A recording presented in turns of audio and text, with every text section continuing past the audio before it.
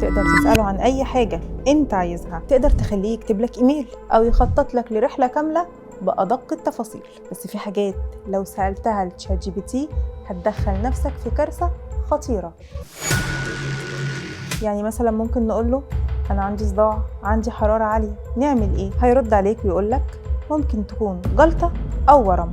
دراسات كتيرة منشورة أثبتت إن إجابات الذكاء الاصطناعي أغلبها بيكون مطمئنة لكنها خاطئة سريريا، وده ممكن يؤدي لتشخيص كارثي أو علاج يضرك أكتر ما ينفعك. لو حالتك النفسية مش متظبطة ورحت تتكلم مع تشات جي بي تي يكون ردوده معاك لطيفة، هيقولك هدي نفسك كده وتنفس وهتبقى زي الفل. لكن لو حالتك النفسية فعلا سيئة وبتفكر انك تأذي نفسك لازم تتكلم مع متخصص حقيقي. وفي حالات موثوقة ان روبوتات الذكاء الاصطناعي شجعت الطفل على الانتحار بدل ما تنقذه. تشات جي بي تي ممكن يشرح لك اي خصم ضريبي او سندات مالية بس ما يعرفش وضعك المالي او دخلك او التزاماتك أو قوانين بلدك. تقارير اقتصادية انتشرت في العالم في ألمانيا واليابان والصين بتأكد إن الاعتماد على شات جي بي تي في التخطيط المالي ممكن يؤدي إلى قرارات مكلفة جدا أو قرارات خاطئة قانونيا. كل اللي أنا قلته ده كوم، واللي أنا هقوله دلوقتي